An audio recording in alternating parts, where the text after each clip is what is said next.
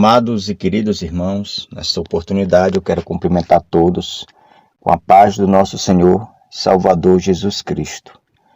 Nós estamos de volta para trazermos mais um comentário, e este comentário ele será muito objetivo, ao mesmo tempo sucinto, pois em poucos minutos nós queremos trazer aqui um breve comentário de auxílio para professores, para alunos, para coordenadores de escola bíblica dominicais, para diretores. E a base do nosso estudo de hoje é Êxodo capítulo 12, o 12º capítulo do livro de Êxodo. Nós estamos dando sequência ao nosso estudo do livro de Êxodo, haja visto que a gente já estudou até o capítulo de número 11. Hoje a gente vai estudar o 12, subordinado ao tema a Páscoa. E este assunto que nós encontramos aqui no capítulo 12 de Êxodo é um divisor de águas, é um dos capítulos mais importantes aqui do livro de Êxodo. Por que não dizer o mais importante? Porque vai ser também um divisor de águas na história da nação de Israel, porque a partir desse momento, dos acontecimentos narrados aqui no capítulo 12, a gente vai ver que vai dar origem à nação de Israel. Aqui é que vai ser formada a nação, uma nação de um povo liberto, de um povo livre, de um povo que já está preparado para sair da servidão, da opressão do Egito. Então, o capítulo de número 12, aqui do livro de Êxodo, a gente vai ver a morte dos egípcios e a libertação do povo hebreu. Aquele dia ele vai ser um dia de condenação para o povo do Egito. É a morte, a última praga, a morte dos primogênitos. E já para o povo hebreu vai ser um dia de libertação, um dia onde eles vão estar livres para ir embora. Enquanto os hebreus estão caminhando, saindo do Egito, os egípcios estão enterrando o cadáver aí dos primogênitos. Então, nesse texto de hoje, nós vamos estudar sobre essa conquista da nação de Israel, os primeiros passos. Então, esse acontecimento aqui do capítulo 12, do verso 1 ao verso 51, é conhecido como a Páscoa. E essa Páscoa, a gente precisa destacar mais uma vez. A Páscoa, ela é sinônimo de morte e, ao mesmo tempo, de libertação. É isso que a gente precisa deixar bem claro. A Páscoa é sinal de morte e libertação. Morte para os egípcios, libertação para o povo de Deus, para os descendentes de Jacó. É tanto que quando a gente traz para os nossos dias, nós entendemos que essa Páscoa ela tem um sentido de libertar-nos do velho homem, ou do velho jugo, que era o pecado. Então, quando aceita Jesus, a gente morre para o mundo, morre para o Egito, e vive aqui na dispensação do Espírito. A gente vive para a graça de Deus. Então, esse capítulo ele vai trazer muitas informações acerca da nação de Israel. A gente vai ver que como o autor aqui do livro de Êxodo, que é Moisés, atribuído a Moisés, a gente vai ver que ele vai iniciar os primeiros versículos dizendo que, trazendo uma ordenança de Deus para o povo, para que no 10º dia do primeiro mês do ano, eles nunca esquecessem desse memorial. Então a Páscoa, ela vai servir para nós e também serviu para o povo de Israel como uma marca, um tipo de marca do novo começo, do novo povo de Deus. A gente vai ver também que a Páscoa ela revela também o projeto de Deus na redenção de toda a família. Perceba que o projeto de Deus não era simplesmente para pessoas individuais, mas enquadrava a família. A gente ainda observa que a Páscoa, ela mostra que Deus salva o seu povo através do cordeiro que foi morto, que na verdade esse cordeiro pascual aqui era uma simbologia, né, do que a gente entende hoje. Para eles, naquela época, talvez eles não tinham essa compreensão, mas hoje nós temos essa compreensão de que aquele cordeiro que foi morto, que foi passado o sangue ali no portal das portas, para que o anjo da morte avistasse o sangue ali e passasse por cima, a gente precisa entender que era uma tipologia do que Cristo ia fazer pela humanidade. Então a Páscoa, além dela mostrar que Deus ele salva o seu povo através do Cordeiro, a Páscoa, ela também, aqui na lição a gente vai ver que ela é um memorial a ser perpetuado aí até o fim, né, das gerações de Israel. Até os dias de hoje, o povo hebreu, eles comemoram essa festa. Inclusive, a gente tem que destacar que é uma das 3 festas mais importantes, que é comemorada todo ano. É uma festa que também é conhecida como uma festa religiosa. E a gente vai ver aqui com detalhes na nossa lição que o comentarista ele vai destacar isso, que os hebreus agora eles iam comemorar ou eles iam andar de acordo com 2 calendários, um calendário civil e um calendário religioso. Então essa é a principal festa dos judeus. Para iniciarmos aqui o nosso textuário, mas antes eu preciso trazer os objetivos. O primeiro objetivo diz explicar a importância da Páscoa. O segundo, destacar a proteção pelo sangue. E o terceiro, receber a libertação de Cristo. Então esses são os objetivos que nós precisamos nortear na hora da ministração da nossa aula. Nós vamos agora ao nosso textuário, que se encontra em Êxodo, capítulo 12, e o versículo 13, que diz: o sangue vos será por um sinal nas casas em que estiverdes.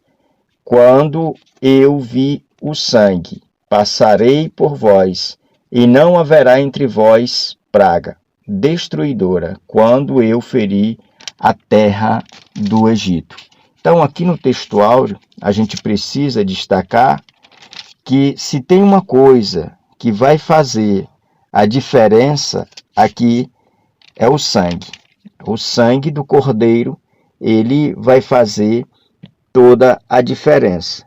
A gente precisa destacar que esse sangue, ele era uma tipologia, né, do sangue de Jesus, né, sobre a nossa vida. Ou seja, o sangue de Jesus ele ia remir, ele ia justificar toda a humanidade. E a gente precisa fazer aqui um destaque, né, acerca do significado, né, do sangue desse cordeiro, ainda com base nas informações aqui do nosso textuário.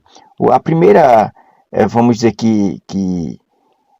o primeiro significado que eu preciso apresentar é que o sangue ele é um sinal de distinção.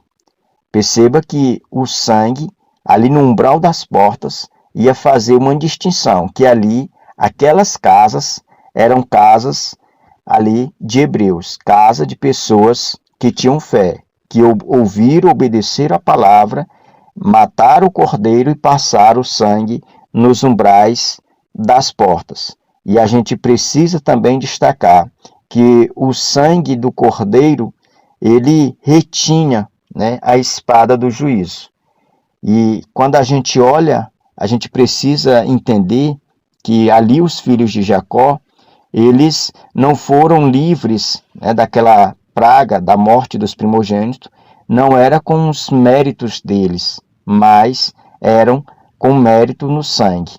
O sangue ali fez toda a diferença. Então, o primeiro significado que a gente precisa destacar é que o sangue é sinal de distinção. Ele é um divisor de águas na vida dos hebreus e dos egípcios. Para os hebreus, o sangue era sinal de proteção, de bênção. Já para os egípcios, que não tinha esse sinal, eles aí perderam os seus primogênitos. O segundo significado desse sangue é que o sangue ele é um sinal de salvação. Aqui a gente entende que quando o sangue ele aparece como um sinal de salvação, a gente precisa entender que todas as pessoas que estavam dentro da casa e que a casa estava marcada pelo lado de fora, nos umbrais das portas, a morte passava. É como se o anjo da morte chegasse numa casa e o sangue estivesse lá, ele entendia que ali aquela casa estava justificada com o sangue do Cordeiro. É como se um justo já tivesse pago aquela conta. É isso que a gente precisa destacar. Um outro significado ainda do sangue é que o sangue ele é um sinal de segurança. Aqui a gente precisa ainda entender que o sangue de Cristo ele é uma segurança de que nós fomos perdoados.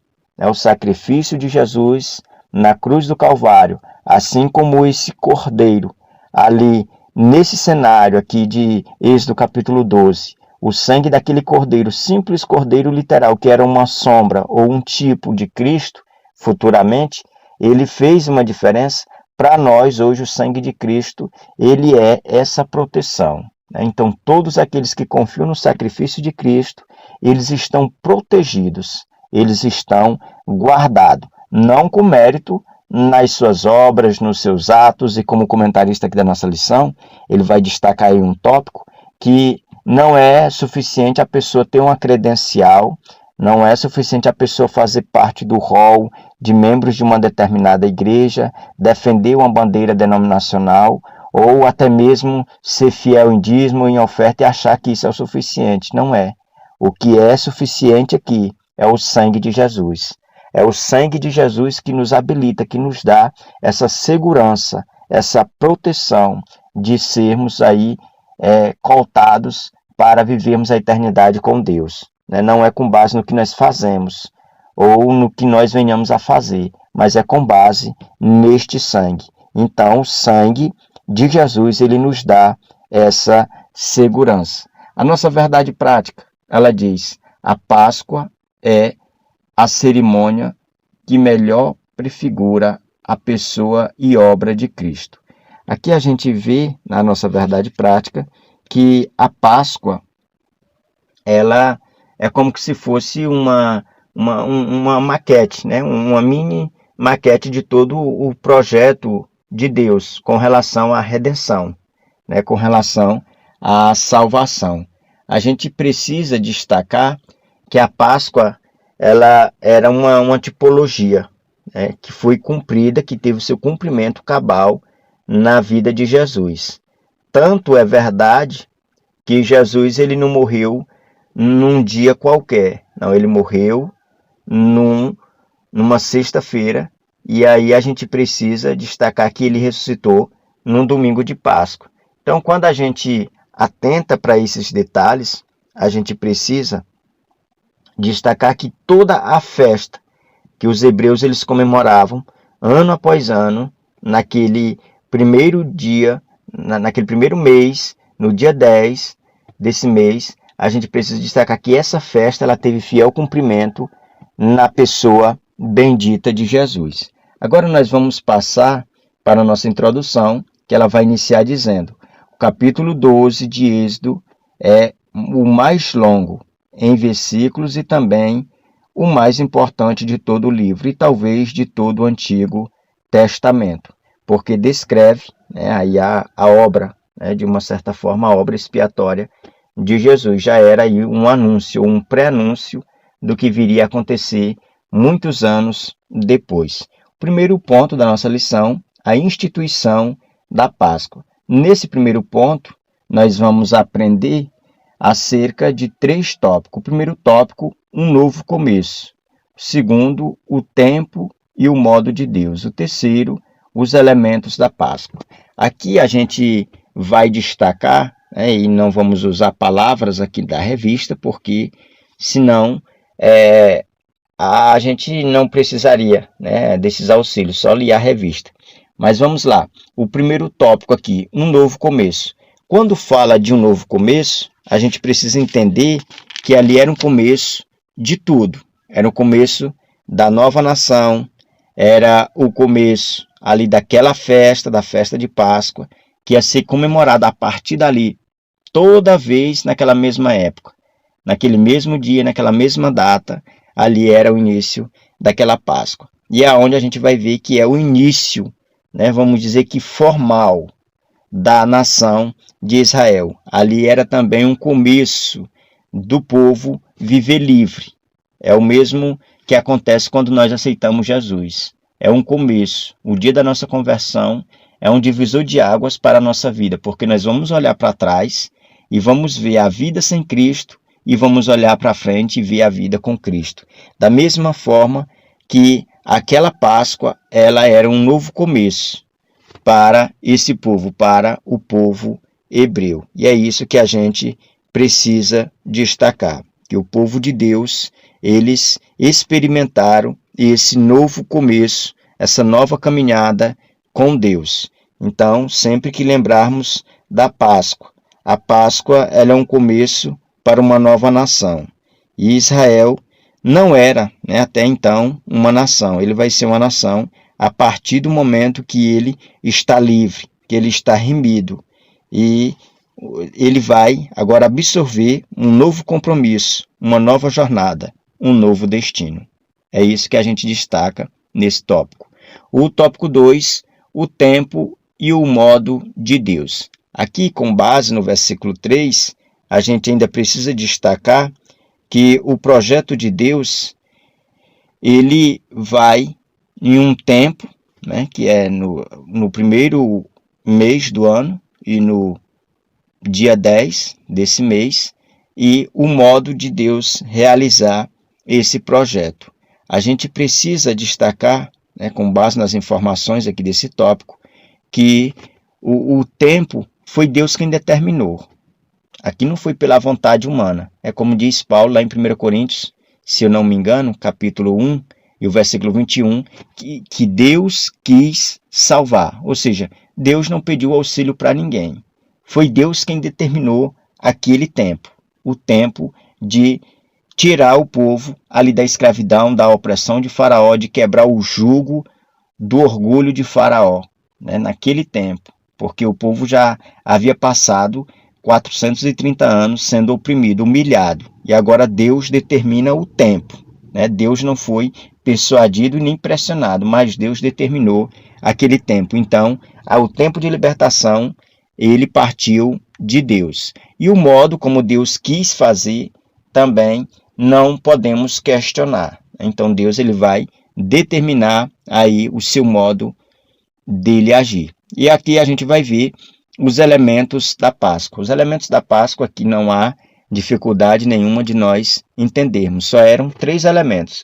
O primeiro era o cordeiro, né? O segundo a gente vai ver que era o pão sem fermento.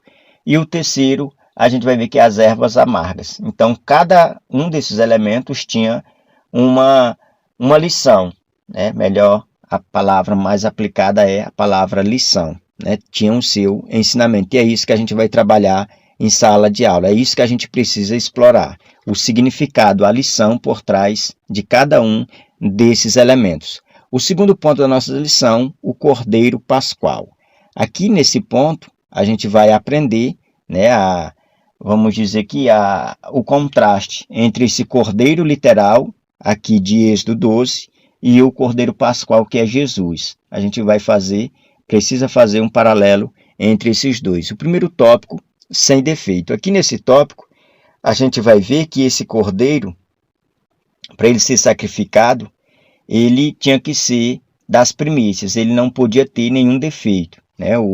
Quem fosse sacrificar tinha que procurar algum defeito nele, passar a mão, né, para ver se encontrava algum defeito. Se encontrasse, ele estava aí imperfeito para esse sacrifício, para cumprir essa ordenança. Então, não servia. Assim como Jesus também, ele passou, né, por esse teste. A gente percebe que no finalzinho dos evangelhos, quando Jesus vai ser crucificado, muita gente vão criticar ele, né? Vai ser os escribas, os fariseus, Herodes, o governador, né? Então todos eles passaram ali, é como se eles fossem passando a mão ali em Jesus procurando algum erro e não vão encontrar. E até que a gente vai ver que o próprio inimigo que entregou Jesus, que foi Judas, ele reconheceu que Jesus era uma pessoa perfeita. Ele disse que não tinha nenhum defeito, era um justo que não devia nada. Da mesma forma que o ladrão também testemunhou isso. Então a gente precisa destacar que esse cordeiro, ele precisava ser sem defeito. O segundo, o sangue nas portas. Aqui essa simbologia do sangue nas portas do capítulo 12 de Êxodo é o que se cumpriu literalmente na vida de todo salvo. Todos nós fomos comprados, Pedro diz isso, que nós fomos comprados por bom preço. Não foi por prata, não foi por ouro, mas foi pelo sangue precioso de nosso precioso Salvador, Jesus Cristo. E o terceiro tópico, símbolo de Cristo. Aqui a gente vai fazer, aplicar, aqui é um contraste entre esse cordeiro. Vamos ver que o cordeiro ele apontava para Cristo. É tanto que no mandamento que Moisés vai dar ao povo, vai dizer para o povo, olha, vocês não podem quebrar nenhum osso desse animal quando você estiver comendo. Sobrou, não pode guardar ou jogar fora, não, mas tem que ser queimado. Ou seja, era algo consagrado. A gente tem que destacar que ele não era uma comida comum. Não, ali era uma comida que era consagrada para aquele dia, para aquele momento. Era algo sério, porque simbolizava o próprio Cristo. É isso que a gente tem que destacar. E por último, aqui no último ponto, a gente vai ver os ensinamentos. E o primeiro ensinamento é o tópico 1, que vai falar sobre a salvação da família. Aqui nesse tópico, a gente vai ver que Deus ele tem um projeto, não é só para uma pessoa individual, mas é para toda a família. Ou seja, o sangue de Jesus, que foi colocado ali nos umbrais das portas, ele tinha por finalidade de salvar a família por completo, de guardar. Então, o sangue de Jesus ele é suficiente para salvar uma pessoa, para salvar uma família, para salvar uma nação, como foi o caso da nação de Israel, e é suficiente para salvar todo mundo. Mas só é eficiente na vida daqueles que creem. E a gente vai ver que essas famílias aqui, elas obedeceram, Elas, de uma certa forma, elas creram naquelas palavras, foram obedientes nas palavras que receberam a lei de Moisés. Já pensou se existisse ali algumas pessoas que dissessem, não, eu não vou botar esse sangue aqui na minha porta, não. Eu não quero fazer diferença da minha casa para a casa do egípcio. Eu não quero sofrer retaliação mais tarde se não der certo. Mas eles creram, eles colocaram ali e foram poupados porque tiveram fé que aquilo era válido, para a segurança deles. O tópico de número 2, do último ponto, um memorial. A gente precisa destacar que, assim como aqui no capítulo 12, foi levantado esse memorial de fazer aquela festa todo ano, nas gerações que ainda viriam pela frente. A gente vai ver que a ordenança de Deus é para que o povo não se esquecesse. Porque nós, seres humanos, nós somos muito falíveis nessa questão de esquecer. Às vezes nós esquecemos daquilo que não era para esquecer e nos lembramos daquilo que não era para nos lembrarmos. Então a nossa memória, ela é muito falha. Então essa festa ela era realizada ano após ano, naquela mesma data, para que servisse de memorial, para que se alguma criança futuramente viesse perguntar por que nós comemoramos isso, aí o pai era responsável para dizer, olha, aqui nós comemoramos porque é uma ordenança de Deus, Deus nos livrou da servidão do Egito, nos tirou do Egito com a sua mão forte, e por isso que nós fazemos isso pela fé, cumprindo uma ordenança de Deus. Então é um memorial, assim como a Santa Ceia do Senhor, ela é um memorial para nós, crentes contemporâneos. Nós precisamos destacar isso também. Já o terceiro e último ensinamento é a obediência e fé. Aqui nesse tópico, a gente destaca que esse ato desse povo, aqui descrito no capítulo 12, ele não foi um ato isolado, não. Aqui foi um ato de fé. Eles cumpriram fielmente, obedeceram fielmente a ordenança que Deus deu a Moisés e Moisés repassou ao povo.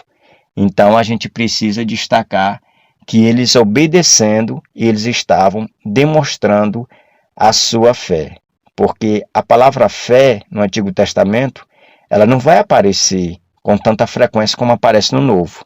A fé do Antigo Testamento ela é vista como confiança ou até mesmo como obediência. E aqui a gente destaca isso, que eles demonstraram essa obediência a essa ordenança, é tanto que até hoje eles ainda comemoram a Páscoa. É tanto que até hoje os judaizantes eles ainda acreditam, né, nesse valor dessa Páscoa. Então a gente precisa também destacar isso, que para nós cristãos, nós não comemoramos a Páscoa, mas nós comemoramos a Santa Ceia. Ou seja, a Santa Ceia ela substitui a Páscoa dos hebreus. Mas nós também precisamos destacar que a Páscoa ela não pode ser entendida como uma festa dos judeus. Ela é destacada como uma festa do Senhor, porque foi o Senhor quem ordenou. Isso para essa nação, para a nação de Israel, essa nação específica, que era a nação de Israel. Então quero louvar a Deus por essa oportunidade, que Deus abençoe. Até o nosso próximo encontro, em nome de Jesus.